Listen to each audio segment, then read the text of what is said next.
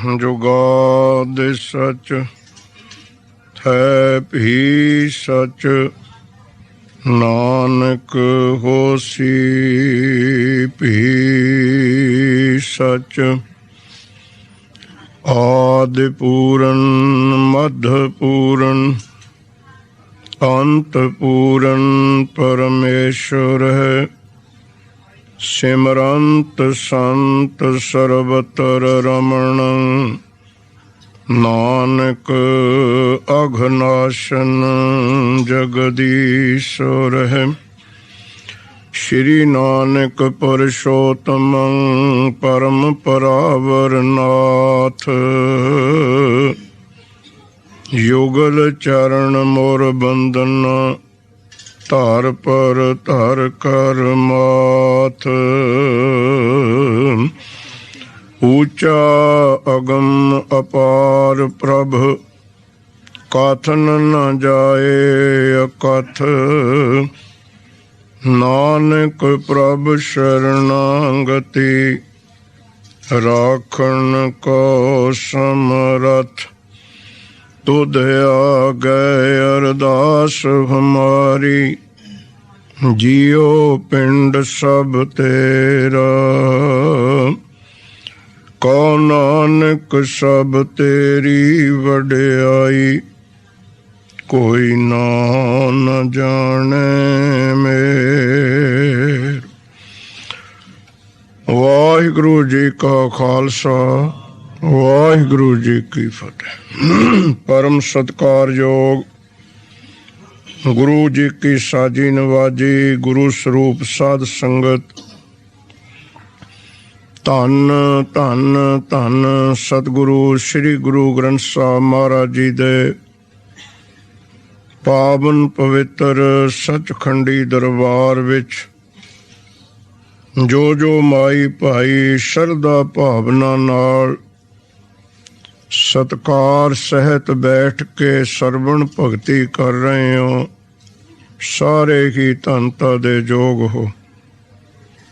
अमृत वेले तो गुरमुख परिवार वालों बख्शी कोई दात, बच्चों की खुशी विच सतगुरां दे चरनां दी ओट लैके गुरमत अनुसार वाहिगुरु दियां दित्तियां होइयां दातां दा शुक्र करना, धन्नवादी बनना। गुरबाणी दी ओट लई है श्री अखंड पाठ साहब जी दी सेवा शरदा भावना नाल संपूर्ण होई है। उपरंत आरती आरते साहब जी दा कीर्तन, गुरु सवारे गुरमुख प्यारियां तो गुरबाणी दा जस, अकाल पुरख वाहिगुरु दी सिफत सलाह आप जी ने सरवण करके आनंद माणिया है। जिन्ना समा होर सतगुरु बख्शदे ने, सब तो मुख बेनती तुहाडे चरनां विच कि दास दियां बेनतियां वल भावें ध्यान ना दिओ। ना कदे मैं बेनती कीती है कि कथा ध्यान नाल सुनो। वो कथा कीर्तन ही की होया जिन्हें ध्यान ना जोड़िया। एक बेनती तुहाडे चरनां भी, जिन्ना चिर बैठना है गुरु ग्रंथ साहब जी दे अदब सत्कार दा ध्यान रखना। पूर्ण शरदा भावना लैके मन विच बैठिए, ताकि सुने हुए शब्द साडे हिरदे वसन। अज सिख इतिहास का ही नहीं, संसार पद्धर का एक बहुत बड़ा गुरपुरब है। सतगुर गुरु नानक देव महाराज, जिन्होंने सतगुरां दी बाणी ने ये बख्शिश बख्शी है कि आप नारायण कला धार जग में परवरियो। श्री गुरु नानक देव महाराज जी बाबत बाणी का बचन है कि जोत रूप हर आप गुरु नानक कहायो। जो सत चित आनंद सत्यम शिवमंग सुंदरम सत सुहान सदा मन चाओ अकाल पुरख श्री वाहिगुरु है। उसे ने संसार विच अपना नौ नानक कहाया है। ਭਾਵ ਅਕਾਲ ਪੁਰਖ ਨੇ ਹੀ ਆਪਣਾ ਨਾਉ ਦੁਨੀਆ ਵਿੱਚ ਨਾਨਕ ਧਰਾਇਆ। ਫਿਰ ਗੁਰੂ ਨਾਨਕ ਨਿਕਟ ਬਸੈ ਬਨਵਾਰੀ, ਤਿਨ ਲਹਿਣਾ ਥਾਪ ਜੋਤ ਜਗ ਧਾਰੀ। ਅੱਜ ਗੁਰਪੁਰਬ ਹੈ ਗੁਰਸਿੱਖ ਪਿਆਰਿਓ, ਸ੍ਰੀ ਗੁਰੂ ਨਾਨਕ ਦੇਵ ਜੀ ਦਾ ਜੋਤੀ ਜੋਤ ਸਮਾਉਣਾ। ਬਹੁਤ ਵੱਡਾ ਇਤਿਹਾਸਕ ਦਿਨ ਹੈ। ਅੱਸੂ ਸੁਦੀ ਦਸਵੀਂ ਜੋ ਅੱਜ ਹੈ 1596 ਨੂੰ ਸ੍ਰੀ ਕਰਤਾਰਪੁਰ ਸਾਹਿਬ 70 ਸਾਲ 5 ਮਹੀਨੇ 11 ਦਿਨ ਦੀ ਉਮਰ ਸਰੀਰਕ ਤੌਰ ਤੇ ਸਤਿਗੁਰੂ ਜੀ ਸਮਾਪਤ ਕਰਕੇ ਅੱਜ ਦੇ ਦਿਨ ਜਿਉਂ ਜਲ ਮੈਂ ਜਲ ਆਏ ਖਟਾਨਾ, ਤਿਉਂ ਜੋਤੀ ਸੰਗ ਜੋਤ ਸਮਾਨਾ। ਉਹ ਸਤਿਗੁਰਾਂ ਦੀ ਬਾਣੀ ਦੀ ਤੁਕ ਕਿ ਗੁਰੂ ਨਾਨਕ ਨਿਕਟ ਬਸੈ ਬਨਵਾਰੀ, ਤਿਨ ਲਹਿਣਾ ਥਾਪ ਜੋਤ ਜਗ ਧਾਰੀ। ਸਤਿਗੁਰ ਗੁਰੂ ਨਾਨਕ ਦੇਵ ਮਹਾਰਾਜ ਜੀ ਨੇ 70 ਸਾਲ ਦੀ ਉਮਰ ਵਿੱਚ 48 ਸਾਲ ਸਤਿਗੁਰਾਂ ਨੇ ਪੈਦਲ ਸਫ਼ਰ ਕੀਤਾ। 48 ਸਾਲ 28,000 ਪੁਰਾਣੇ ਕੋਹ ਜੋ ਆਪਣੇ ਕੋਹ ਗਿਣੇ ਜਾਂਦੇ ਸੀ ਪੰਜਾਬ ਇੰਡੀਆ ਵਿੱਚ, ਇੰਨਾ ਸਫ਼ਰ ਸਤਿਗੁਰਾਂ ਨੇ ਪੈਦਲ ਤੈਅ ਕੀਤਾ, ਜਿਸ ਨੂੰ ਸਾਡੇ ਇਤਿਹਾਸ ਨੇ 4 ਉਦਾਸੀਆਂ ਵਿੱਚ ਵੰਡਿਆ, 4 ਚੱਕਰਾਂ ਵਿੱਚ ਵੰਡਿਆ। ਜਦੋਂ ਅੰਤਮ ਸਮਾਂ ਸੀ ਸਰੀਰਕ ਰੂਪ ਵਿੱਚ, ਉਦੋਂ ਸਤਿਗੁਰ 1596 ਦੀ ਫਰਵਰੀ ਨੂੰ ਕਾਫੀ ਦੇਰ ਕਰਤਾਰਪੁਰ ਸਾਹਿਬ ਰਹਿਣ ਤੋਂ ਬਾਅਦ, ਕਿਉਂਕਿ ਉਦੋਂ ਉਦਾਸੀ ਕੱਪੜੇ ਤਾਰ ਦਿੱਤੇ ਸੀ, ਗ੍ਰਸਤੀ ਕੱਪੜੇ ਪਹਿਨ ਲਏ ਸੀ ਮਹਾਰਾਜ ਨੇ, ਦੁਬਾਰਾ ਮਹਾਰਾਜ ਫਰਵਰੀ ਦੇ ਮਹੀਨੇ ਕੁਝ ਦਿਨਾਂ ਵਾਸਤੇ ਫੇਰ ਸਫ਼ਰ ਤੇ ਨਿਕਲੇ। ਉਹ ਸਫ਼ਰ ਸੀ ਗੁਰਮੁਖ ਪਿਆਰਿਓ, ਬਟਾਲੇ ਤੋਂ 3 ਕਿਲੋਮੀਟਰ ਦੀ ਦੂਰੀ ਤੇ ਅਚਲ ਨਾਮ ਸਥਾਨ ਹੈ, ਅਚਲ ਬਟਾਲਾ। ਇਹ ਸਤਿਗੁਰ ਪਾਤਸ਼ਾਹ ਦੇ ਅਖੀਰਲੇ ਸਾਲ ਦਾ ਸਫ਼ਰ ਹੈ।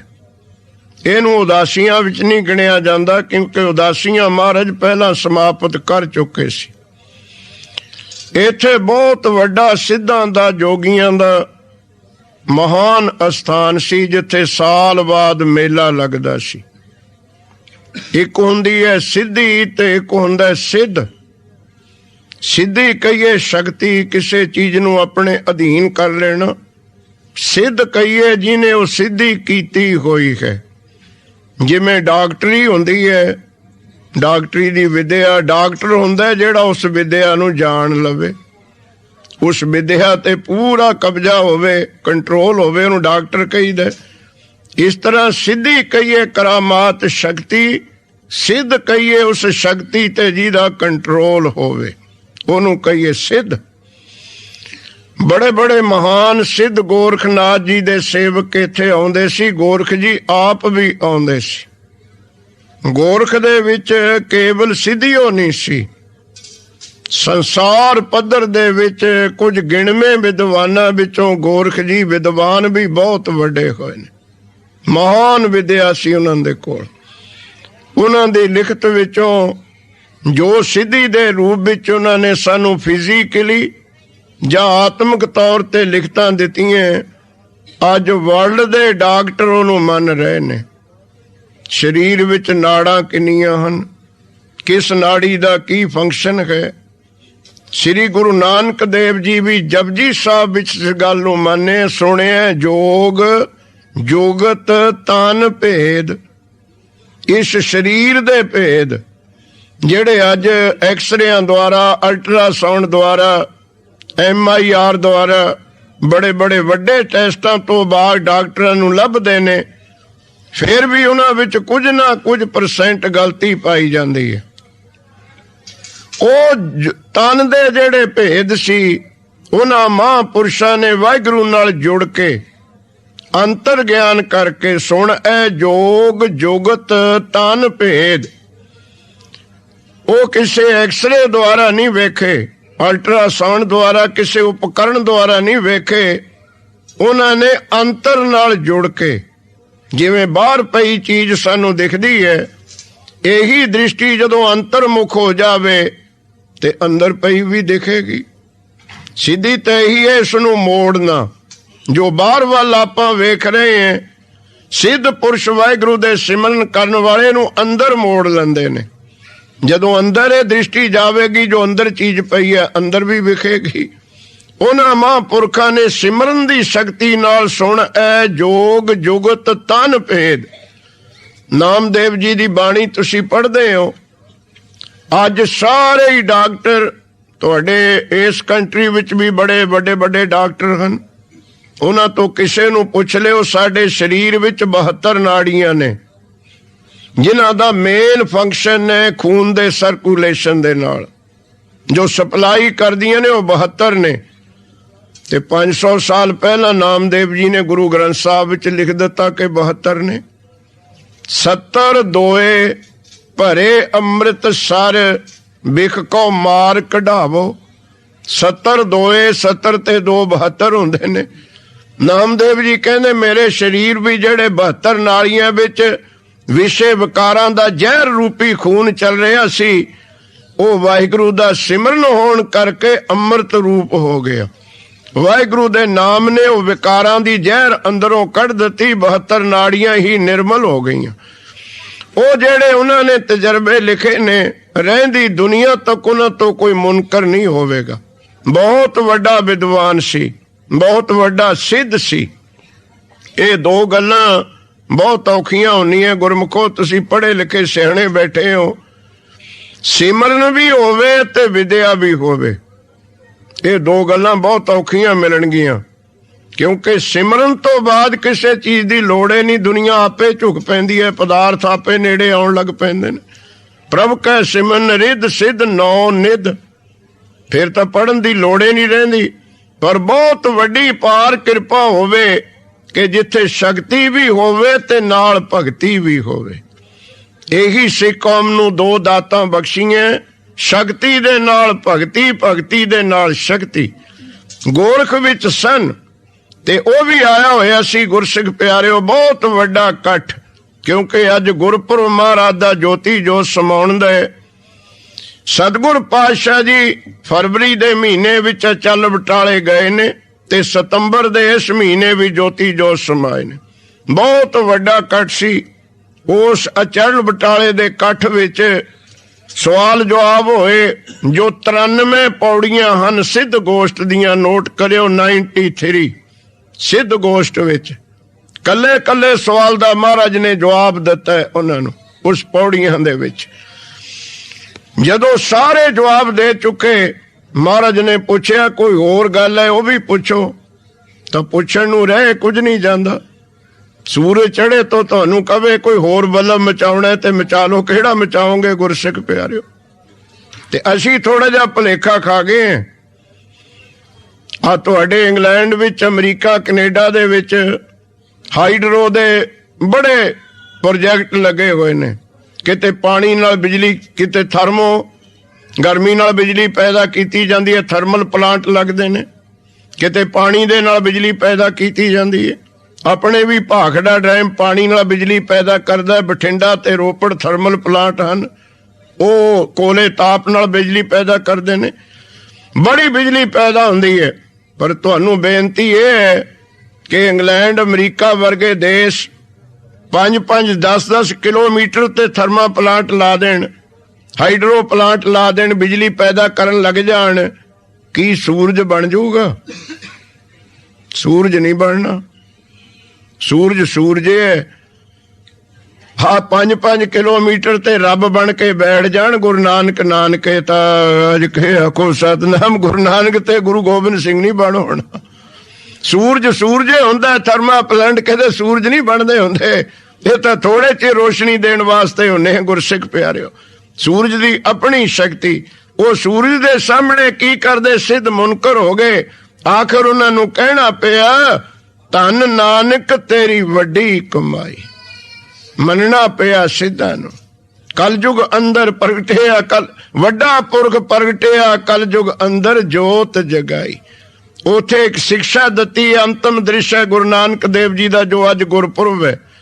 ਉਹਨਾਂ ਸਿੱਧਾਂ ਨੇ ਆਖਰੀ ਸਵਾਲ ਪੁੱਛਿਆ ਕਿ ਸਤਿਗੁਰ ਤੁਹਾਡੇ ਵਿੱਚ ਸਿੱਧੀ ਆਈ ਕਿੱਥੋਂ ਹੈ? ਇੰਨੀ ਸ਼ਕਤੀ ਤੁਸੀਂ ਪ੍ਰਾਪਤ ਕਿੱਥੋਂ ਕੀਤੀ ਹੈ? ਸਾਰੀ ਦੁਨੀਆ ਨੂੰ ਰੱਬ ਕਹਿ ਰਹੇ ਸੀ, ਪਰਮਾਤਮਾ ਕਹਿ ਰਹੇ ਸੀ, ਦੇਵੀ ਦੇਵਤੇ ਚਰਨਾਂ ਤੇ ਆ ਕੇ ਝੁਕਦੇ ਸੀ। ਹਿੰਦੂ ਮੁਸਲਮਾਨ ਨਿਭਾਇਆ, ਸ੍ਰਿਸ਼ਟੀ ਝੁਕ ਗਈ, ਸਿੱਖਿਆ ਕੀ ਦਿੱਤੀ ਸਾਡੇ ਵਾਸਤੇ। ਗੁਰੂ ਨਾਨਕ ਦੇਵ ਕਹਿੰਦੇ ਐ ਸਿੱਧੋ, ਮੈਨੂੰ ਇਸ ਸਿੱਧੀ ਦੇ ਮਿਲਣ ਦੇ ਦੋ ਸਾਧਨ ਨੇ, ਤੀਜਾ ਨਹੀਂ ਕੋਈ ਵੀ। ਗੁਰਬਾਣੀ ਸੰਗਤ ਬਿਨਾ ਦੂਜੀ ਓਟ ਨਹੀਂ ਹੈ ਕਾਈ। ਇਹ ਬਚਨ ਸਾਡੇ ਧਾਰਨ ਕਰਨ ਯੋਗ ਨੇ, ਜੋ ਆਖਰੀ ਸਮੇਂ ਆਖਰੀ ਦਿਨਾਂ ਦਾ ਦ੍ਰਿਸ਼ ਹੈ ਗੁਰੂ ਨਾਨਕ ਦੇਵ ਜੀ ਦਾ। ਐ ਸਿੱਧੋ, ਜਿਹੜੀ ਮੇਰੇ ਕੋਲ ਸ਼ਕਤੀ ਹੈ, ਇਹ ਅਕਾਲ ਪੁਰਖ ਦੇ ਨਾਮ ਦੀ ਤੇ ਸਾਧ ਸੰਗਤ ਤੋਂ ਪ੍ਰਾਪਤ ਹੋਈ ਹੈ। ਅਜ ਕੇ ਆਖੋ ਸਤਿਨਾਮ। ਪਿਛਲੀ ਵਾਰੀ ਚ ਮੈਂ ਤੁਹਾਨੂੰ ਸਤਨਾਮ ਕਹਿਣ ਲਾ ਲਿਆ ਸੀ, ਮੇਰਾ ਖਿਆਲ ਫੇਰ ਹਟ ਗਏ ਤੁਸੀਂ। ਨਹੀਂ ਕਹਿ ਲਿਆ ਕਰੋ, ਐਤਕੀ ਮੈਂ ਮਹੀਨਾ ਨਹੀਂ ਰਹਿਣਾ, 20 ਦਿਨ ਹੈ। ਬੋਲੇ ਕਰੋ ਗੱਜ ਕੇ ਆਖੋ ਸਤਨਾਮ ਸ਼੍ਰੀ। ਗਾਣੇ ਗੂਣੇ ਤਾਂ ਮੇਰੇ ਬਾਅਦ ਥੋੜੇ ਬਹੁਤ ਯਾਦ ਹੋ ਗਏ ਹੋਣੇ, ਸਤਨਾਮੇ ਭੁੱਲੇ ਹੋਣੇ, ਕਿਉਂਕਿ ਥੋੜੇ ਟੇਪਾਂ ਗੱਡੀਆਂ 'ਚ ਚਲੀ ਜਾਣੀ ਹੈ। ਇੱਕ ਵਾਰ ਫੇਰ ਆਖੋ ਸਤਨਾਮ। ਇਹ ਗੱਲ ਮਹਾਰਾਜ ਦੇ ਬਚਨ ਆਖਰੀ ਸਮੇਂ ਜੇ ਇਹੀ ਅੱਜ ਸਿੱਖ ਕੌਮ ਪ੍ਰਾਪਤ ਕਰ ਲੈਂਦੀ ਕਿ ਜੋ ਸ਼ਕਤੀ ਸਾਨੂੰ ਮਿਲਦੀ ਹੈ ਉਹ ਗੁਰਬਾਣੀ ਵਿੱਚੋਂ ਮਿਲਦੀ ਹੈ, ਸੰਗਤ ਵਿੱਚੋਂ ਮਿਲਦੀ ਹੈ।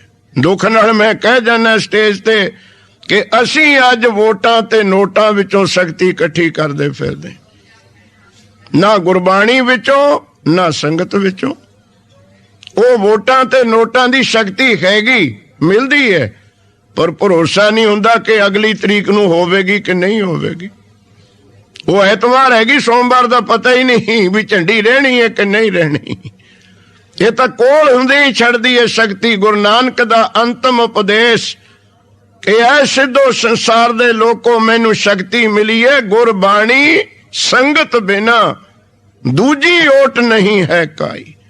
ਮੇਰੇ ਕੋਲ ਜਿੰਨੀ ਸ਼ਕਤੀ ਹੈ ਇਹ ਸਤਿਗੁਰਾਂ ਦੀ ਬਾਣੀ ਵਿੱਚੋਂ ਮਿਲੀ ਹੈ, ਇਹ ਸਤਿਗੁਰਾਂ ਦੀ ਸੰਗਤ ਵਿੱਚੋਂ ਮੈਨੂੰ ਪ੍ਰਾਪਤ ਹੋਈ ਹੈ।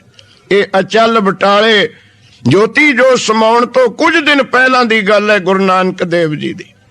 ਉੱਥੇ ਭਾਈ ਗੁਰਦਾਸ ਜੀ ਬਚਨ ਕਰਦੇ ਨੇ, ਜਿਣ ਮੇਲਾ ਸ਼ਿਵਰਾਤ ਦਾ, ਸ਼ਿਵਰਾਤਰੀ ਦਾ ਮੇਲਾ ਹੁੰਦਾ ਹੁਣ ਵੀ ਉੱਥੇ। ਅਚਲ ਬਟਾਲੇ ਤੋਂ ਮਹਾਰਾਜ ਸਾਰਾ ਮੇਲਾ ਜਿੱਤ ਕੇ ਮੁਲਤਾਨੇ ਕੀ ਜ਼ਿਆਰਤ ਜਾਈ। ਉਥੋਂ ਸਿੱਧੇ ਫਿਰ ਕਰਤਾਰਪੁਰ ਨਹੀਂ ਆਏ ਮਹਾਰਾਜ, ਮੁਲਤਾਨ ਗਏ। ਮੁਲਤਾਨ ਸਾਡੇ ਮੁਸਲਮਾਨ ਵੀਰਾਂ ਦਾ ਬਹੁਤ ਵੱਡਾ ਤੀਰਥ ਹੈ, ਬਹੁਤ ਵੱਡਾ। ਉਸ ਧਰਤੀ ਨੂੰ ਇਤਨਾ ਪਵਿੱਤਰ ਸਮਝਿਆ ਜਾਂਦਾ ਹੈ ਕਿ ਵੱਡੇ ਵੱਡੇ ਬਾਦਸ਼ਾਹ, ਵੱਡੇ ਵੱਡੇ ਪੀਰ ਫਕੀਰ, ਉੱਥੇ ਇੰਚਾਂ ਦੇ ਭਾਅ ਜਗ੍ਹਾ ਮਿਲਦੀ ਹੈ। ਕਬਰਸਤਾਨ 500 ਏਕੜ ਵਿੱਚ ਹੈ, ਨੋਟ ਕਰਿਓ, 500 ਏਕੜ ਵਿੱਚ ਕਬਰਸਤਾਨ ਹੈ ਮੁਲਤਾਨ ਵਿੱਚ। ਉੱਥੇ ਇੰਚਾਂ ਦੇ ਭਾਅ, ਜਿਹਨੂੰ ਉੱਥੇ ਦਫਨਾਇਆ ਜਾਵੇ ਉਹਨੂੰ ਬਹੁਤ ਵੱਡਾ ਕਰਮਾਂ ਵਾਲਾ ਮੰਨਿਆ ਜਾਂਦਾ ਹੈ। ਬਹੁਤ ਪਵਿੱਤਰ ਪੀਰਾਂ ਦਾ ਤੀਰਥ ਹੈ ਉਹਨਾਂ ਦਾ। ਤੇ ਸਤਿਗੁਰ ਪਾਤਸ਼ਾਹ ਉੱਥੇ ਵੀ ਮੇਲਾ ਲੱਗਿਆ ਸੀ, ਉੱਥੇ ਗਏ। ਖਵਾਜਾ ਮਖਤੂਮ ਉਸ ਸਮੇਂ ਦਾ ਵੱਡਾ ਪੀਰ ਸੀ, ਉੱਥੇ ਦਾ ਬਹੁਤ ਵੱਡਾ ਮੇਲਾ, ਬੜੀ ਵੱਡੀ ਮਸਜਿਦ ਹੈ। ਤੇ ਜਦੋਂ ਸਤਿਗੁਰਾਂ ਦਾ ਆਗਮਨ ਸੁਣਿਆ ਉੱਥੋਂ ਦੇ ਪੀਰਾਂ ਨੇ ਖੁਸ਼ੀ ਨਹੀਂ ਮਨਾਈ, ਅੰਦਰੋਂ ਕ੍ਰੋਧਿਤ ਹੋ ਗਏ, ਜੈਲਸੀ ਭਾਵ ਸੀ। ਕਿਉਂ?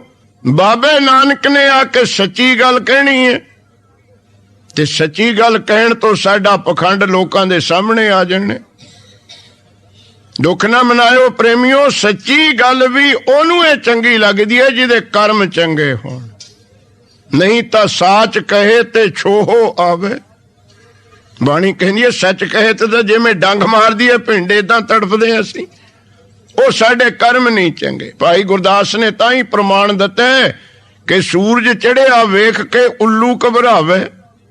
ਸਾਰੀ ਦੁਨੀਆ ਖੁਸ਼ ਮਨਾਉਂਦੀ ਹੈ ਕਿ ਦਿਨ ਚੜ ਪਿਆ, ਉੱਲੂ ਵਿਚਾਰਾ ਰੋਂਦਾ ਹੈ ਕਿਉਂਕਿ ਉਹਦੇ ਸੂਰਜ ਦੀ ਰੋਸ਼ਨੀ ਫਿੱਟਣੀ ਉਹਨੂੰ ਅੰਨਾ ਕਰਦੀ ਹੈ। ਅਜ ਕੇ ਆਖੋ ਸਤਨਾਮ। ਸੂਰਜ ਚੜਿਆ ਵੇਖ ਕੇ ਉੱਲੂ ਘਬਰਾਵੇ, ਮੈਲੇ ਦੀਆਂ ਮੱਖੀਆਂ ਸੁਗੰਧ ਨਾ ਭਾਵੇ। ਆ ਗੰਦਗੀ ਤੇ ਬੈਠਣ ਵਾਲੀਆਂ ਮੱਖੀਆਂ, ਤੁਸੀਂ ਕਦੇ ਫੁੱਲ ਤੇ ਮੱਖੀ ਨੂੰ ਬੈਠੀ ਨਹੀਂ ਦੇਖੋਗੇ। ਭਾਈ ਗੁਰਦਾਸ ਨੇ ਤਾਂ ਇੱਥੇ ਤੱਕ ਲਿਖਿਆ ਹੈ, ਜੇ ਤੁਸੀਂ ਜ਼ੋਰ ਨਾਲ ਮੱਖੀ ਨੂੰ ਫੜ ਕੇ ਵੀ ਫੁੱਲ ਤੇ ਬਿਠਾ ਲਓ ਨਾ, ਤਾਂ ਭਾਈ ਗੁਰਦਾਸ ਜੀ ਕਹਿੰਦੇ ਜੇ ਤਾਕਤ ਵਰਤ ਕੇ ਵੀ ਤੁਸੀਂ ਮੱਖੀ ਨੂੰ ਫੜੋ ਤੇ ਫੁੱਲ ਤੇ ਬਿਠਾ ਲਓ, ਪਰਮ ਸੁਗੰਧੀ ਪਰ ਮਾਖੀ ਨਾ ਰਹਿਤ ਰਾਖੀ। ਜੇ ਤੁਸੀਂ ਮੱਖੀ ਨੂੰ ਫੁੱਲ ਪਰ ਬਿਠਾਉਣਾ ਚਾਹੋ ਨਾ, ਪਰਮ ਸੁਗੰਧੀ ਪਰ ਮਾਖੀ ਨਾ ਰਹਿਤ ਰਾਖੀ। ਮਹਾ ਦੁਰਗੰਧ ਤਾਂ ਬੇਗ ਚੱਲ ਜਾਤ ਹੈ। ਜਿੱਧਰ ਗੰਦਗੀ ਹੋਊਗੀ ਨਾ ਉਧਰ ਨੂੰ 150 ਮੀਲ ਦੀ ਸਪੀਡ ਤੇ ਨੱਠਦੀ ਹੈ। ਅੱਜ ਕੋ ਸਤਨਾਮ ਬੇਗ ਚੱਲ ਜਾਤ ਹੈ। ਮੈਲੇ ਦੀਆਂ ਮੱਖੀਆਂ ਸੁਗੰਧ ਨਾ ਭਾਵੇ। ਇਹ ਗੰਦਗੀ ਦੀਆਂ ਮੱਖੀਆਂ ਨੂੰ ਗੁਲਾਬ ਦੇ ਫੁੱਲ ਕਿੱਥੇ ਚੰਗੇ ਲੱਗਦੇ ਨੇ। ਤੀਸਰਾ ਪ੍ਰਮਾਣ ਭਾਈ ਸਾਹਿਬ ਦਿੰਦੇ ਨੇ, ਕਉ ਕਫੂਰ ਨਾ ਚੱਖਈ ਦੁਰਗੰਧ ਸੁਖਾਵੇ। ਕਾਫੂਰ ਦੇ ਦੋ ਅਰਥ ਨੇ ਸੰਪਰਦਾ ਵਿੱਚ। ਜੇ ਕਾਫੂਰ ਉਰਦੂ ਵਿੱਚ ਲਿਖ ਦਈਏ ਤਾਂ ਕਫੂਰ ਦਾ ਅਰਥ ਹੈ ਮੁਸ਼ਕਾਫੂਰ। ਜੇ ਕਾਫੂਰ ਫਾਰਸੀ ਵਿੱਚ ਲਿਖ ਦਈਏ ਤਾਂ ਕਾਫੂਰ ਦਾ ਅਰਥ ਹੈ ਕਸਤੂਰੀ। ਕਾਫੂਰ ਹੀ ਮੁਸ਼ਕਾਫੂਰ ਹੈ, ਕਾਫੂਰ ਹੀ ਕਸਤੂਰੀ ਹੈ। ਜਿਵੇਂ ਦਰਿਆਓ ਸ਼ਬਦ ਹੈ, ਸਾਰੇ ਜਾਣਦੇ ਹੋ ਤੁਸੀਂ। ਜੇ ਦਰਿਆਓ ਉਰਦੂ ਵਿੱਚ ਲਿਖੀ ਦੇ ਤਾਂ ਦਰਿਆ ਸਤਲੁਜ, ਜਿਵੇਂ ਜਮਨਾ ਦਰਿਆ ਨੇ ਦਰਿਆ। ਜੇ ਦਰਿਆਓ ਸ਼ਬਦ ਫਾਰਸੀ ਵਿੱਚ ਆ ਜਾਵੇ ਤਾਂ ਦਰਿਆਓ ਦਾ ਅਰਥ ਹੈ ਸਮੁੰਦਰ। ਤੂੰ ਦਰਿਆਓ ਦਾਨਾ ਬੀਨਾ ਮੈਂ ਮਛਲੀ ਕੈਸੇ ਅੰਤ ਲਹਾਂ। ਉੱਥੇ ਸਤਲੁਜ ਤੇ ਚਨਾਬ ਦਰਿਆ ਦੀ ਗੱਲ ਨਹੀਂ, ਉੱਥੇ ਮੇਰੇ ਸਤਿਗੁਰ ਦਰਿਆਓ ਫਾਰਸੀ ਵਿੱਚ ਵਰਤ ਰਹੇ ਨੇ। ਉੱਥੇ ਦਰਿਆਓ ਦਾ ਅਰਥ ਹੈ ਸਮੁੰਦਰ, ਸਾਗਰ।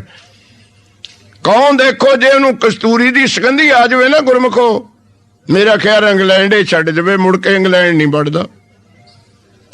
2500 ਰੁਪਇਆ ਰੱਤੀ ਹੈ ਕਸਤੂਰੀ, 2500 ਰੁਪਇਆ ਰੱਤੀ, 30,000 ਰੁਪਇਆ ਮਾਸਾ। ਤੇ ਗੁਰਮੁਖ ਪਿਆਰਿਓ 2.5 ਲੱਖ ਰੁਪਏ ਤੋਲਾ। 250 ਕੋਹ ਤੱਕ ਕਸਤੂਰੀ ਦੀ ਸੁਗੰਧੀ ਜਾਂਦੀ ਹੈ। 250 ਕੋਹ ਤੱਕ ਦੁਨੀਆ ਟੋਲਦੀ ਫਿਰਦੀ ਹੈ। ਤੇ ਗੁਰਮੁਖ ਪਿਆਰਿਓ ਜੇ ਕੌਣ ਨੂੰ ਕਿਤੇ ਕਸਤੂਰੀ ਦਾ ਮੁਸਕ ਆ ਜਾਵੇ ਇਲਾਕਾ ਹੀ ਛੱਡ ਜਾਂਦਾ ਹੈ। ਦੇਖੋ ਕੈਸੇ ਪ੍ਰਮਾਣ ਨੇ। ਆਪਣੀ ਵੀ ਗੱਲ ਹੈਗੀ, ਗੁੱਸਾ ਨਾ ਕਰਿਓ। ਇਸੇ ਤਰ੍ਹਾਂ ਸਾਡੇ ਵਿੱਚ ਵੀ ਕਈ ਮੇਰੇ ਵਰਗੇ ਹੁੰਨੇ ਆ ਜੋ ਮਨਮੁਖ ਦੋਖੀ ਨਿੰਦਕਾਂ ਸਤ ਸੰਗ ਨਾ ਭਾਵੇ। ਅੱਜ ਆਖੋ ਸਤਨਾਮ। ਪਿੰਡ ਵਿੱਚ ਅਖੰਡ ਪਾਠ ਖੁੱਲਿਆ ਹੁੰਦਾ, ਬੁੜੇ ਬੈਠੇ ਨਿੰਮ ਦੇ ਹੇਠ ਤਾਸ਼ ਖੇਡਦੇ ਹੁੰਦੇ। ਹੁੰਦੀ ਹੈ ਗੱਲ, ਇਹ ਕੋਈ ਨਹੀਂ। ਅਖੰਡ ਪਾਠ ਤਾਂ ਜਿਸ ਸਟਰੀਟ ਵਿੱਚ ਖੁੱਲਿਆ ਹੋਵੇ ਨਾ ਆਪਣੇ ਪੰਜਾਬ 'ਚ, ਕਈ ਬੰਦੇ ਉਸ ਗਲੀ ਨੂੰ ਨਹੀਂ ਲੰਘਦੇ, ਕਹਿੰਦੇ ਮੱਥਾ ਟੇਕਣਾ ਪੈ ਜਾਊਗਾ। ਅੱਜ ਆਖੋ ਸਤਨਾਮ। ਇਹ ਸਾਡੀਆਂ ਹੀ ਗੱਲਾਂ ਲਿਖੀਆਂ ਨੇ। ਉਹ ਜਿਹੜੇ ਕਾਜੀ ਸੀ ਉੱਥੇ ਮੁਲਤਾਨ ਦੇ, ਉਹਨਾਂ ਵਿੱਚ ਵੀ ਇਹੀ ਸਿਫਤ ਸੀ। ਗੁਰੂ ਨਾਨਕ ਨੂੰ ਚੰਗਾ ਨਹੀਂ ਸਮਝਿਆ, ਕਹਿੰਦੇ ਕਿਉਂ ਆ ਗਿਆ ਮੇਲੇ ਵਿੱਚ, ਇਹਨੇ ਸੱਚ ਦੀ ਗੱਲ ਕਰਨੀ ਹੈ, ਸਾਡਾ ਵਿਰੋਧਤਾ ਕਰੂਗਾ। ਉਹਨਾਂ ਨੇ ਇੱਕ ਸਕੀਮ ਬਣਾ ਲਈ, ਤੁਹਾਨੂੰ ਪਤਾ ਹੀ ਹੈ, ਕਹਿੰਦੇ ਵਿਦਾ ਕਰ ਦਿਓ ਆਉਂਦੇ ਨੂੰ। ਹੁਣ ਆ ਤੁਸੀਂ ਮੈਨੂੰ ਦਾਸ ਨੂੰ ਬੁਲਾਇਆ ਹੈ, ਕਮੇਟੀ ਵਾਲਿਆਂ ਨੇ, ਸੰਗਤ ਨੇ। ਜੇ ਇੱਥੇ ਆਉਂਦਾ ਹੀ ਹੁਣ ਪਵਿੱਤਰ ਸੂ ਮੈਨੂੰ ਸਿਰੋਂ ਪੌ ਦੇ ਦਿੰਦਾ, ਮੈਨੂੰ ਕਥਾ ਕਰਨ ਦੀ ਲੋੜ ਹੀ ਨਹੀਂ ਸੀ। ਮੈਂ ਸਮਝ ਜਾਣਾ ਤਾਂ ਵੀ ਇਹਨਾਂ ਨੇ ਛੁੱਟੀ ਦੇਤੀ। ਆਖੋ ਸਤਨਾਮ। ਉਹ ਮਖਦੂਮ ਵੱਡਾ ਕਾਜੀ ਕਹਿੰਦੇ ਨੂੰ ਆਪਾਂ ਵਿਦਾ ਕਰ ਦਿੰਦੇ, ਆਉਂਦੇ ਨੂੰ ਬੋਲਣ ਦਿੰਦਾ ਹੀ ਨਹੀਂ। ਉਹਨੇ ਵਿਦਾ ਕਰਨ ਦਾ ਵੀ ਤਰੀਕਾ ਭਰਿਆ ਕੇ ਛੰਨਾ ਦੁੱਧ ਦਾ ਬਾਬੇ ਨਾਨਕ ਦੇ ਮੂਹਰੇ ਰੱਖ ਦਿੱਤਾ। ਤਾਂ ਗੁਰਸਿੱਖ ਪਿਆਰਿਓ ਬੈਠੇ ਰਹੇ ਸਤਿਗੁਰ, ਬੜਾ ਇਕੱਠ। ਭਾਈ ਮਰਦਾਨੇ ਨੇ ਸਮਝਿਆ ਕਿ ਬਾਬੇ ਨਾਨਕ ਨੇ ਸ਼ਾਇਦ ਮੁਸਲਮਾਨਾਂ ਦਾ ਦੁੱਧ ਪੀਣਾ ਨਹੀਂ। ਉਹਨੂੰ ਚਿੰਤਾ ਹੋ ਗਈ ਕਿਤੇ ਮੋੜ ਨਾ ਦਵੇ, ਮੈਂ ਵੀ ਭੁੱਖਾ ਰਹੂੰ। ਮਰਦਾਨਾ ਕਹਿੰਦਾ ਸਤਿਗੁਰ ਜੇ ਤੁਸੀਂ ਨਹੀਂ ਛਕਣਾ ਤਾਂ ਮੈਨੂੰ ਹੁਕਮ ਕਰੋ। ਅੱਜ ਆਖੋ ਸਤਨਾਮ, ਮੈਂ ਲਾਵਾਂ ਗੱਫੇ। ਸਤਿਗੁਰ ਕਹਿੰਦੇ ਮਰਦਾਨੇ ਆ ਛਕਣ ਖਾਤਰ ਨਹੀਂ ਆਇਆ, ਤਾਂ ਮੁਲਤਾਨ ਚੋਂ ਕੱਢਣ ਖਾਤਰ ਆਇਆ। ਆਪਾਂ ਨੂੰ ਇਸ਼ਾਰਾ ਸਮਝ ਜਾਂਦੇ ਨੇ ਸਿਆਣੇ। ਉਹ ਭਰ ਕੇ ਛੰਨਾ ਤਾਂ ਰੱਖਿਆ ਸੀ ਪੀਰਾਂ ਨੇ ਕਿ ਬਾਬੇ ਨਾਨਕ ਤੇਰੀ ਇੱਥੇ ਲੋੜ ਨਹੀਂ ਮੁਲਤਾਨ ਦੇ ਵਿੱਚ। ਜਿਵੇਂ ਇਸ ਛੰਨੇ ਵਿੱਚ ਹੋਰ ਦੁੱਧ ਨਹੀਂ ਪੈ ਸਕਦਾ, ਮੁਲਤਾਨ ਵਿੱਚ ਕੋਈ ਪੀਰ ਵੀ ਨਹੀਂ ਅੜ ਸਕਦਾ। ਤਾਂ ਪੀਰਾਂ ਨਾਲ ਪਹਿਲਾਂ ਹੀ ਭਰਿਆ ਪਿਆ, ਤੂੰ ਜਾ, ਇੱਥੇ ਜਗ੍ਹਾ ਨਹੀਂ। ਕੱਢ ਚਮੇਲੀ ਬਗਲ ਤੇ ਬਾਬੇ ਨਾਨਕ ਨੂੰ ਜਵਾਬ ਦੇਣ ਦਾ ਤਰੀਕਾ ਸੀ। ਤੇ ਗੁਰਸਿੱਖ ਪਿਆਰਿਓ, ਅੱਜ ਵਰਗਾ ਮੇਰੇ ਵਰਗਾ ਕੋਈ ਸੰਤ ਹੁੰਦਾ, ਉਹ ਤਾਂ ਮਾਰ ਕੇ ਠੁੱਡ ਪਰੇ ਗੇਰਦਾ, ਕਹਿੰਦਾ ਮੇਰੇ ਨਾਲ ਗੱਲਬਾਤ ਕਰੋ, ਮੈਂ ਤੁਹਾਡੇ ਨਾਲੋਂ ਕਿਤੇ ਘੱਟ ਹੈ। ਤੇ ਬਾਬੇ ਨਾਨਕ ਤਾਂ ਵੇ ਆਫ ਕਨਵਿੰਸਿੰਗ, ਸਮਝਾਉਣ ਦਾ ਤਰੀਕਾ ਸੀ। ਉਹਨਾਂ ਨੇ ਚਮੇਲੀ ਦਾ ਫੁੱਲ ਕੱਢਿਆ, ਛੰਨੇ ਦੇ ਉੱਤੇ ਧਰਤਾ। 3 ਜਵਾਬ ਦਿੱਤੇ ਗੁਰੂ ਨਾਨਕ ਨੇ, 3 ਇਕੱਠੇ ਹੀ। ਪਹਿਲਾ, ਉਹ ਪੀਰੋ ਕਿਉਂ ਘਬਰਾਉਨੇ ਹੋ, ਤੁਹਾਡਾ ਧਰਮ ਵੀ ਚਿੱਟਾ ਤੇ ਮੇਰਾ ਵੀ ਚਿੱਟਾ। ਧਰਮ ਸਭ ਦੇ ਹੀ ਚਿੱਟੇ ਨੇ, ਕਿਸੇ ਦੀ ਨਿੰਦਿਆ ਨਾ ਕਰੋ। ਧਰਮਾਂ ਨੂੰ ਅਸੀਂ ਵਿਗਾੜਦੇ ਹਾਂ। ਗੁਰਦੁਆਰੇ ਤਾਂ ਰੱਬ ਦੇ ਘਰ ਹੈ, ਮਸੀਤਾਂ ਮੰਦਿਰ ਤਾਂ ਗੁਰਦੁਆਰੇ ਸਭ ਰੱਬ ਦੇ ਘਰ ਹੈ। ਡਾਂਗ ਤਾਂ ਉੱਥੇ ਆਪਾਂ ਹੀ ਖੜਕਾਉਂਦੇ ਆ। ਅੱਜ ਆਖੋ ਸਤਨਾਮ। ਕਦੇ ਗੁਰਦੁਆਰੇ ਲੜਦੇ ਵੇਖੇ ਨਹੀਂ, ਕਦੇ ਮੰਦਿਰ ਲੜਦੇ ਵੇਖੇ ਨਹੀਂ। ਨਹੀਂ, ਤੁਹਾਡਾ ਧਰਮ ਵੀ ਚਿੱਟਾ, ਮੇਰਾ ਵੀ ਚਿੱਟਾ, ਕਿਉਂ ਘਬਰਾਉਣੇ? ਨੰਬਰ 2, ਮੈਂ ਤੁਹਾਡੇ ਮੁਲਤਾਨ ਵਿੱਚ ਰਹਿਣਾ ਨਹੀਂ। ਇਹ ਫੁੱਲ ਜਿਵੇਂ ਤਰਦਾ ਫਿਰਦਾ ਨਾ, ਉੱਪਰ ਡੁੱਬਿਆ ਨਹੀਂ, ਮੈਂ ਵੀ ਚਲੇ ਜਾਣਾ ਇੱਥੋਂ। ਨੰਬਰ 3, ਮੇਰੇ ਫੁੱਲ ਨੇ ਤੁਹਾਡੇ ਦੁੱਧ ਦਾ ਰੰਗ ਨਹੀਂ ਵਿਗਾੜਿਆ, ਬਾਹਰ ਨਹੀਂ ਕੱਢਿਆ। ਮੈਂ ਤੁਹਾਡੇ ਧਰਮ ਵਿੱਚ ਕੋਈ ਵਿਗਾੜ ਪਾਉਣ ਨਹੀਂ ਆਇਆ, ਤੁਹਾਨੂੰ ਕੱਢਣ ਨਹੀਂ ਆਇਆ, ਮਿਲਣ ਗਿਲਣ ਆਇਆ, ਚਲੇ ਜਾਣਾ। ਪਰ ਕਿੱਥੇ ਨੇਕ ਗੱਲ ਪਸੰਦ ਆਵੇ। ਤਸੱਲੀ ਤਾਂ ਹੋ ਗਈ। ਕਹਿੰਦੇ ਬਾਬੇ ਨਾਨਕ ਫਿਰ ਇਹ ਦੱਸ ਵੀ ਤੂੰ ਹੈ ਖੁਦਾ ਦਾ ਰੂਪ, ਤੂੰ ਦੁਨੀਆ ਦਾ ਉਪਦੇਸ਼ਕ ਹੈ, ਪਰ ਤੂੰ ਆਪਣੇ ਸਿੱਖਾਂ ਨੂੰ ਗ੍ਰਸਤੀ ਕਿਉਂ ਬਣਾਤਾ? ਤੂੰ ਮਾਇਆ ਧਾਰੀ ਕਿਉਂ ਬਣਾਇਆ? ਸਿੱਖ ਧਰਮ ਦਾ ਨਿਯਮ ਹੈ, ਸਭ ਤੋਂ ਪਹਿਲਾਂ ਕੰਮ ਕਰੋ, ਦੂਜੇ ਨੰਬਰ ਤੇ ਨਾਮ ਜਪੋ, ਕੀਰਤ ਕਰੋ, ਨਾਮ ਜਪੋ। ਕਿਤੇ ਭੁਲੇਖਾ ਨਾ ਕਰਿਓ ਕਿ ਚੋਲੇ ਵਾਲੇ ਬਾਬੇ ਤੁਹਾਡੇ ਨਾਲ ਗਾਹਾਂ ਲੰਘੇ ਹੋਏ ਨੇ। ਬਾਬਾ ਨਾਨਕ ਕਹਿੰਦਾ ਸਭ ਤੋਂ ਪਹਿਲਾਂ ਸਿੱਖ ਮੇਰਾ ਕੰਮ ਕਰੇ ਹੱਥੀਂ, ਕੰਮ ਕਰਨ ਦੇ ਨਾਲ ਵਾਹਿਗੁਰੂ ਦਾ ਨਾਮ ਜਪੇ। ਸਭ ਤੋਂ ਪਹਿਲਾ ਮੇਨ ਪ੍ਰਿੰਸੀਪਲ ਆਫ ਸਿੱਖਿਜ਼ਮ ਉਹ ਹੈ ਕਿਰਤ ਕਰਨਾ। ਸਭ ਤੋਂ ਵੱਡਾ ਕੰਮ ਹੈ 10 ਨੰਬਰ ਦੀ ਕਿਰਤ ਕਰੋ। ਤੇ ਤੂੰ ਆਪਣੇ ਸਿੱਖਾਂ ਨੂੰ ਮਾਇਆ ਵਿੱਚ ਪਾਤਾ, ਕੰਮ ਵਿੱਚ ਪਾਤਾ, ਤੇਰੇ ਸਿੱਖ ਪਾਰ ਉਤਾਰਾ ਕਿਵੇਂ ਕਰਨਗੇ?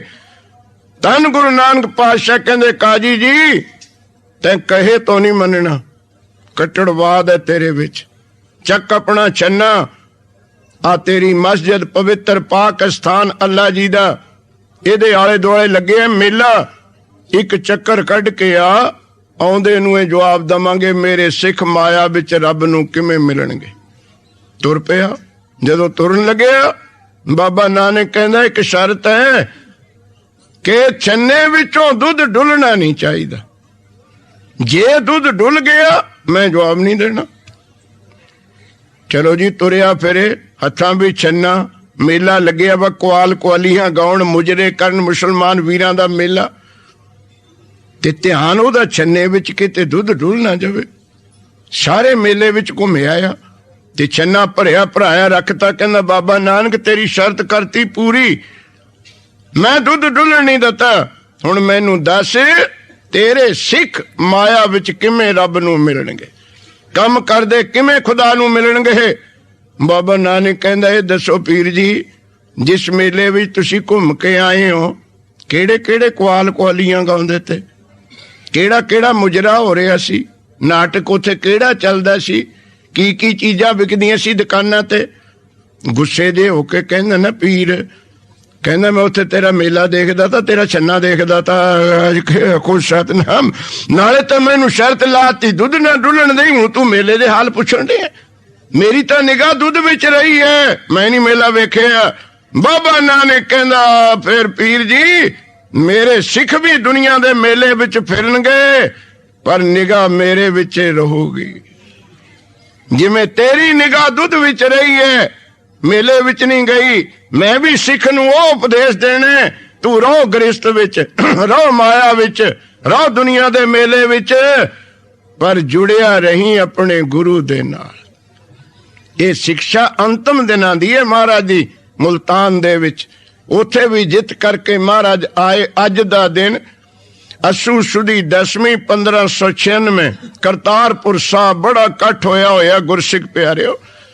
ਬਹੁਤ ਹਜ਼ਾਰਾਂ ਦਾ ਇਕੱਠ ਹੁੰਦਾ ਸੀ। ਪੁੱਤਰ ਵੀ ਉੱਥੇ ਸਨ। ਬਾਬਾ ਲਹਿਣਾ ਸਾਹਿਬ ਜੀ ਨੂੰ ਪਹਿਲਾਂ ਹੀ 7 ਦਿਨ ਮਹਾਰਾਜ ਨੇ ਗੁਰਗੱਦੀ ਦੇ ਕੇ ਬਚਨ ਕਰ ਦਿੱਤਾ ਸੀ, ਖੰਡੂਰ ਸਾਹਿਬ ਚਲੇ ਜਾਓ। ਬਹੁਤ ਹਜ਼ਾਰਾਂ ਦਾ ਇਕੱਠ ਹੁੰਦਾ ਸੀ। ਪੁੱਤਰ ਵੀ ਉੱਥੇ ਸਨ। ਬਾਬਾ ਲਹਿਣਾ ਸਾਹਿਬ ਜੀ ਨੂੰ ਪਹਿਲਾਂ ਹੀ 7 ਦਿਨ ਮਹਾਰਾਜ ਨੇ ਗੁਰਗੱਦੀ ਦੇ ਕੇ ਬਚਨ ਕਰ ਦਿੱਤਾ ਸੀ, ਖੰਡੂਰ ਸਾਹਿਬ ਚਲੇ ਜਾਓ।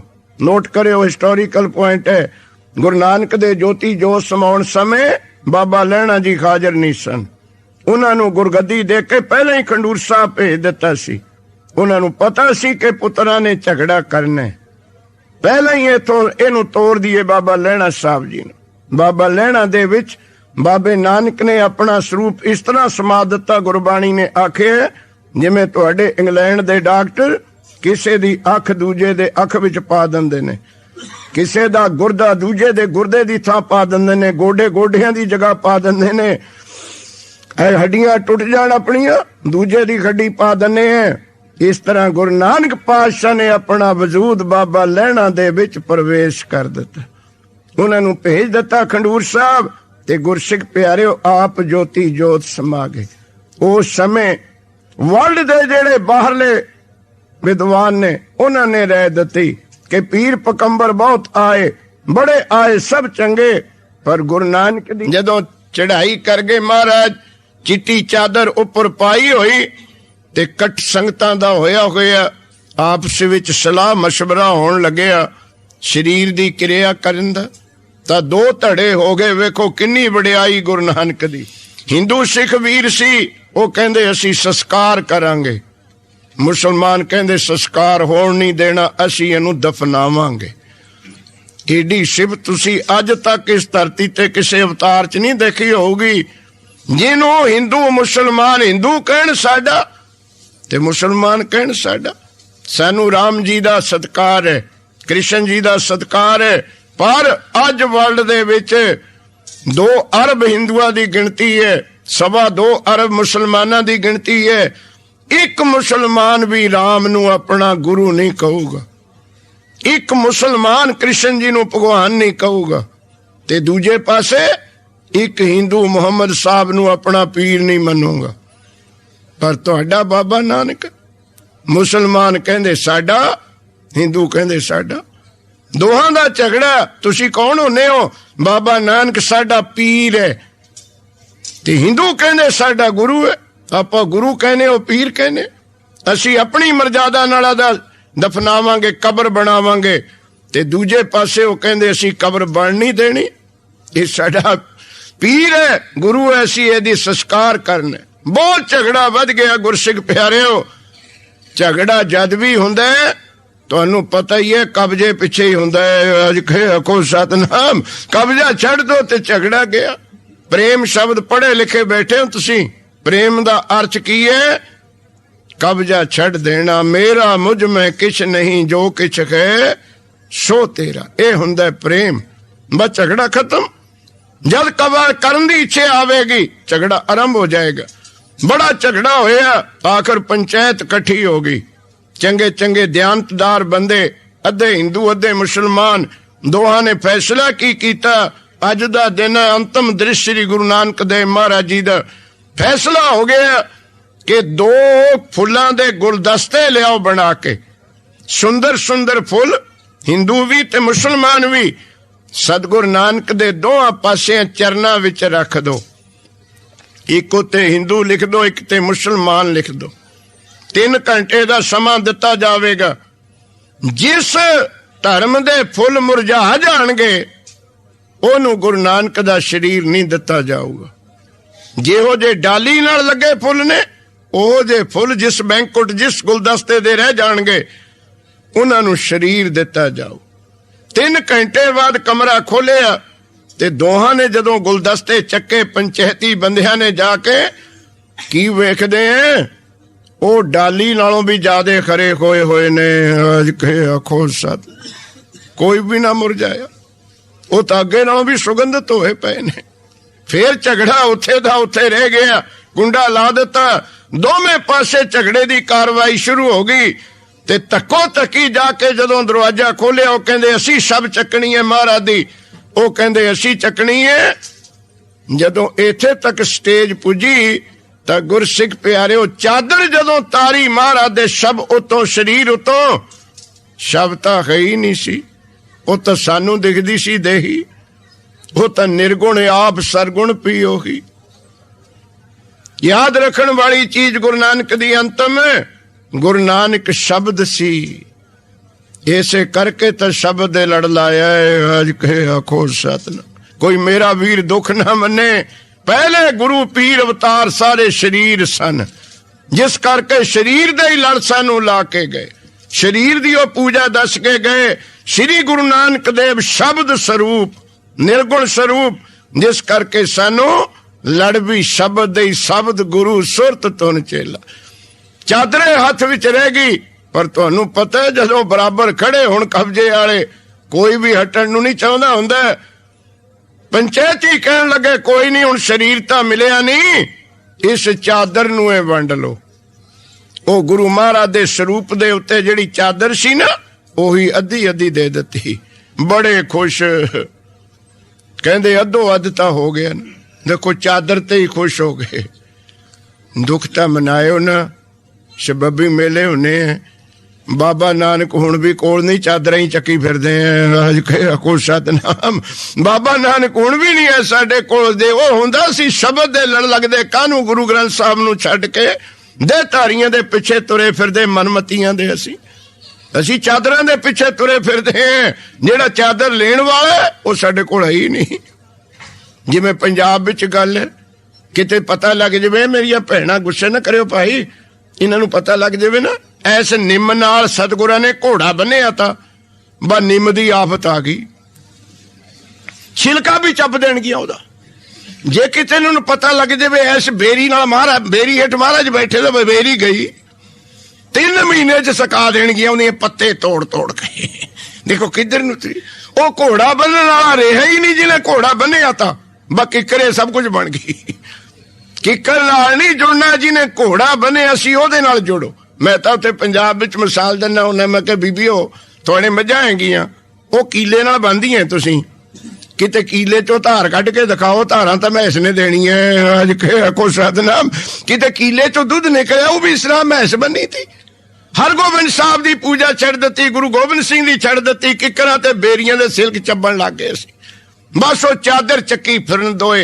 हिंदुआ ने अपनी तैयारी कर ली संस्कार करन दी चादर, देसी घी मंगा ले, समग्री मंगा ली, ते मुसलमाना ने कबर पटाउणी शुरू करती। बाबे नानक दी चादर दी कबर बनाउणी बड़े धूम धाम दे नाल पित्तल दे चांदी दे गड़बे विच चादर पाई। काजियां ने कलमा पढ़ियां, उधर सिखां ने बाणी पढ़ी, संस्कार कर दिता ते गुरसिख प्यारे दूजे पासे अद्धी चादर दफना दिती। बड़े खुश दोवें पार्टियां, बहुत खुश, ते तैयारी करन लगे। कहंदे इट्टां उट्टां ढो, अज कल दा तां तरीका नहीं सी भी ट्रक आया, हौली हौली समगरी लियाउणी सी, वो समगरी वो लियाउंदे रहे। एक दिन आया रावी च पानी, दोहां नूं रोड़ के ले गया। अज को सतनाम, ना उत्थे कबर ना उत्थे समाध, चक ले गया बिचे, क्योंकि इट्टां च तां होण वाला बाबा है नहीं सी। गुरसिख प्यारे वो पवित्र सिया, वो खड़ा के चलदा है, खड़े ते फिर भुलेखा लगू मैनू भी 10 मिनट रहने अजे 12 बजे समाप्ति करनी है। अच्छा मैं तो कुदरती निगाह मारी, तो 8 बजाऊंदा जे। प्यार नाल आखो सतनाम श्री दोए आए, इट्टा चक्की फिरन, कड़ियां शतीर चक्की फिरन, उत्थे बाबा किथे। देखो किन्नी सिक्ख्या दत्ती, असीं फिर देहां नाल जुड़न तो नहीं हटे अज तक। फिर मत्थे टेकदे फिरदे हैं मिट्टियां नूं। गुरसिख प्यारे मरतियां मड़ियां नूं मत्थे टेकदे फिरदे, उत्थे कुछ भी ना। फिर आई मत टकाने कुछ कि बाबा नानक तां शरीर है नहीं, तुसीं ओहदे दिओरे किथे बनाओगे, तुसीं ओहदियां कबरां किथे बनाओगे। फिर करी सांझी वालता दी गल। वर्ल्ड विच इको एक स्थान है, शायद तुहाडे नोट्स विच ना होवे, वो करतारपुर है, धर्मशाला ते मस्जिद दोहां दी जिहड़ी दरम्यानी कंध है वो सांझी है। अज के आखो सतनाम, जिहड़ी गवली कंध है ना, एक पासे धर्मशाला करतारपुर साहब महाराज दा देवरा संस्कार स्थान, एक पासे उन्हां दा कब्रस्तान हैगा। वो समझदे ने इत्थे बाबे नानक दी कबर है। जिहड़ी गवली कंध है ना वो सांझी है दोहां दी। अज तक दुनिया विच ये चीज नहीं हैगी किते भी कि कोई हिंदू वीर मेरा दुख तां मनावे ना। अज हिंदुस्तान दे विच झगड़ा ही इसे गल दा छिड़िया सब तो वध।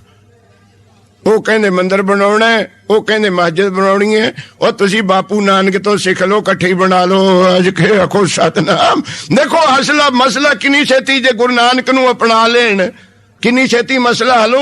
एक कंध सांझी कर लो, उधर मसीत बना दो, उधर मंदिर बना दो। वो बनिया तुहाडे सामने करतारपुर जाके। मैं दिल्ली भी यह सुझाव दिता सी, बहुत वड्डे कट च गया सी दास। मैं कहा तुहाडे ते सामने मिसाल है, फिर तुसीं काहते रुलदे फिरदे हो? सांझी बना लो बाबे नानक दा, जिथे ज्योति जोश अज दा गुरपुरब है उथे कंध सांझी है गुरमुख प्यारे। ये बाबे नानक दी सांझी वालता, सभे सांझी वाल सदाए, कोई न दिसे बारा जियो। अज दा दिन है, साडा गुरपुरब, जिस करके दास ने ओही बेनती 70 साल 5 महीने 11 दिन साहब श्री गुरु नानक देव जी ने सरगुण स्वरूप दे विच संसार विच विचरे, जिहदे विचों 48 साल दा समा जो पुरातन विद्वाना टकसालां दी मर्यादा है। 48 साल महाराज घर बार छड्ड के, बाल बच्चे छड्ड के, एडी वड्डी किरत छड्ड के गुरसिख प्यारिओ 72 पिंडां दा पटवार दा मालक सी पिता कालू जी साहब।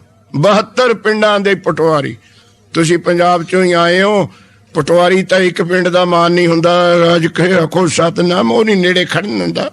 72 पिंडां दे पटवारी सन। मेहता कहंदे ने फारसी विच पटवारी नूं, मेहता पटवारी फारसी दा शब्द है। बाणी विच आया वो सारा कारोबार छड्डना, छोटे छोटे बच्चे छड्डने। जदों बाबा नानक उदासी ते तुरे, छोटा बच्चा बाबा लक्ष्मी दास माता जी दी गोद विच सी, अजे बैठण भी नहीं सी लगे। उदों छड्ड के जाना एडा वड्डा कारोबार मोदी खाने दा, उथों सानू भी कुछ शिक्षा लईए। असी भी अपने कारोबारां विचों थोड़ा बहुता टाइम कढीए सिੱਖੀ दे प्रचार खातर, गुरमत दे प्रचार खातर। कम नहीं छड्डिया बाबे नानक ने। 12-12 साल बाद मुड़ के आउंदे सी, फिर घर दा कम सांभ लंदे सी। फिर वेखना हुण दूजे पासे जाना, फिर कम संकोच के तुर पैना। ये 48 साल सतगुरां ने एडी वड्डी घालना कमाई कीती कि घर घर जाके सिੱਖੀ दा उपदेश।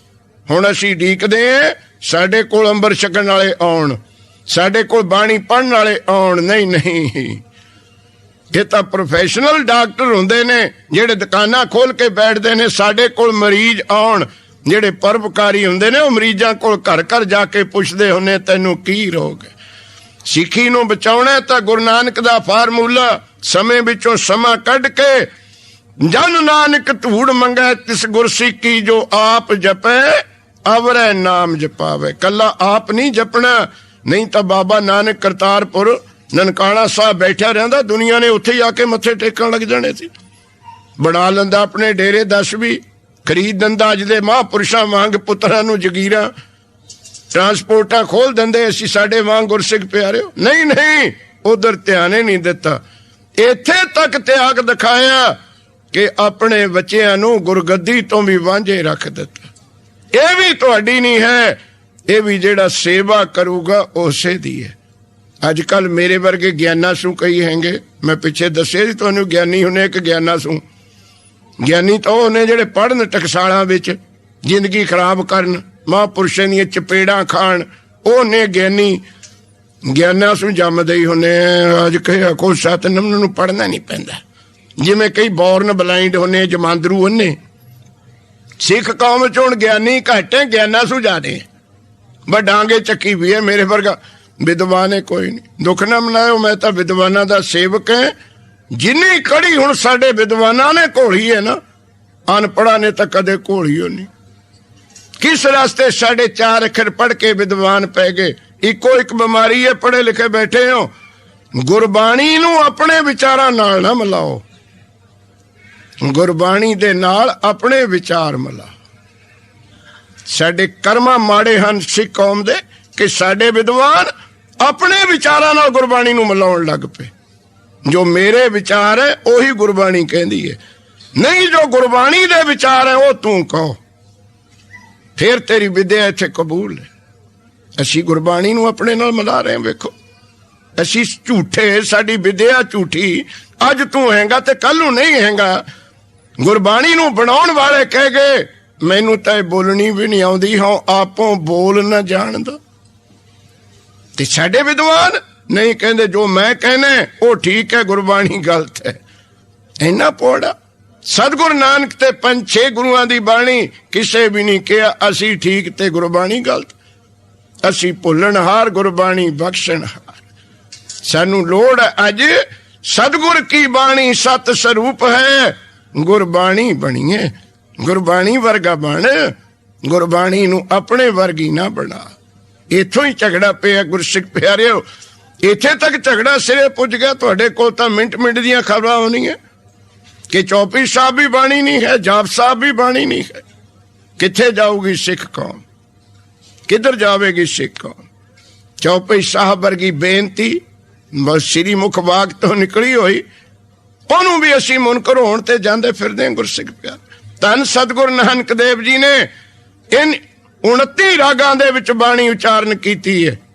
8 ਰਾਗ ਸਵੇਰ ਦੇ ਹਨ, 5 ਰਾਗ ਗੁਰਸਿੱਖ 19 ਰਾਗਾਂ ਦੇ ਵਿੱਚ, 5 ਰਾਗ ਸ਼ਾਮ ਦੇ, 5 ਰਾਗ ਦੇ ਰਾਤ ਦੇ, ਤੇ 1 ਰਾਗ ਵਰਤਿਆ ਦੁਪਹਿਰੇ ਦਾ।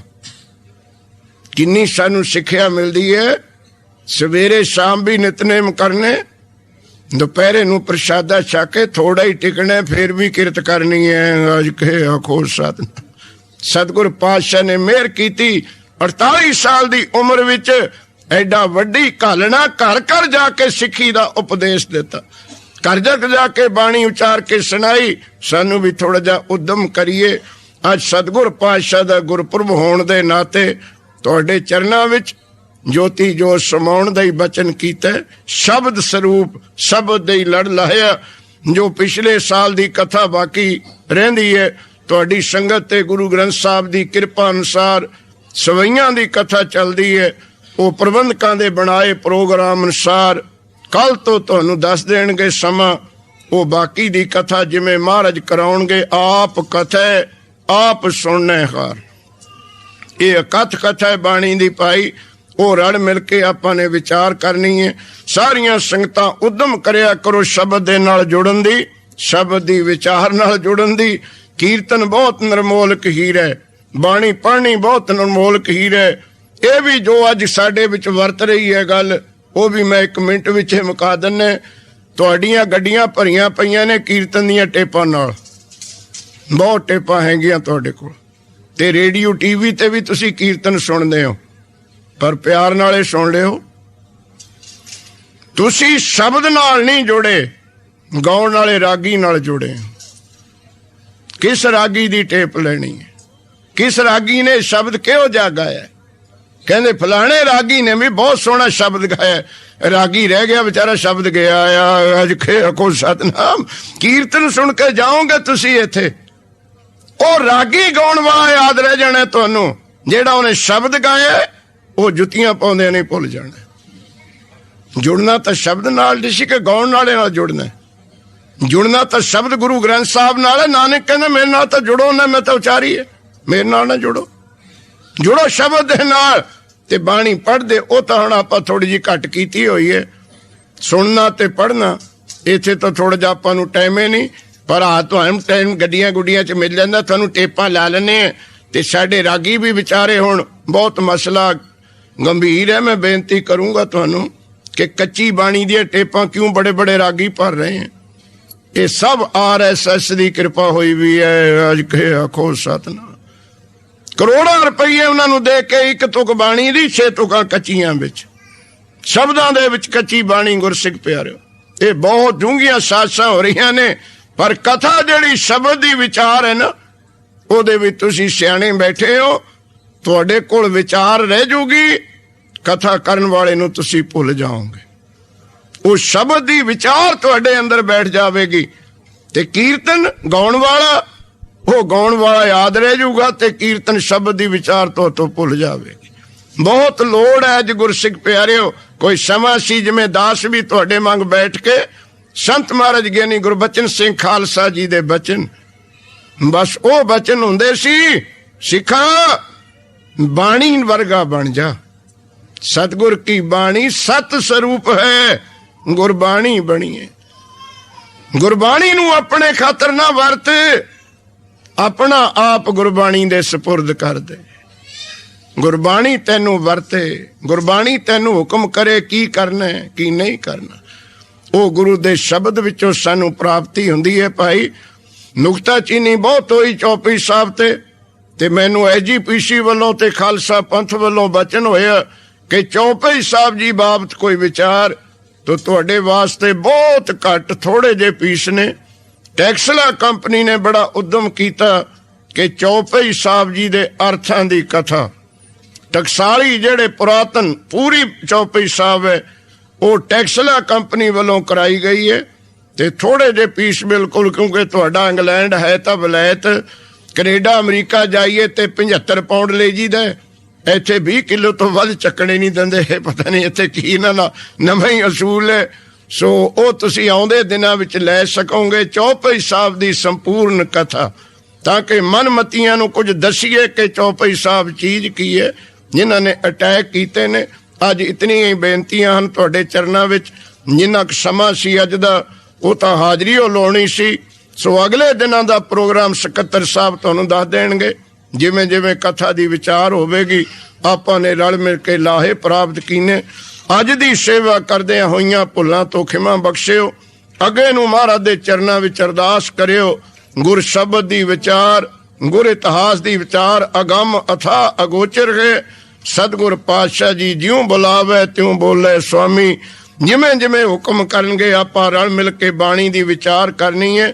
ਤੇ ਸਵਈਆਂ ਦਾ ਪਾਠ ਤਾਂ ਹੈ ਹੀ ਅਗੰਮ ਗੁਰਸਿੱਖ ਪਿਆਰਿਓ, ਉਹ ਤੁਹਾਡੀ ਤੇ ਗੁਰੂ ਦੀ ਕਿਰਪਾ ਨਾਲ ਆਪਾਂ ਵਿਚਾਰਾਂਗੇ।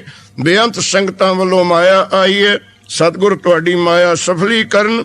ਨਾਮ ਦੀ ਦਾਤ, ਬਾਣੀ ਦੀ ਦਾਤ, ਬਾਣੇ ਦੀ ਦਾਤ ਬਖਸ਼ਣ। ਦੇਸ਼ ਪ੍ਰਦੇਸ਼ ਸੰਗਤਾਂ ਵਿੱਚ ਪਿਆਰ ਇਤਫਾਕ ਚੜ੍ਹਦੀ ਕਲਾ ਦੀ ਦਾਤ ਬਖਸ਼ਣ। ਵਾਹਿਗੁਰੂ ਜੀ ਕਾ ਖਾਲਸਾ, ਵਾਹਿਗੁਰੂ ਜੀ ਕੀ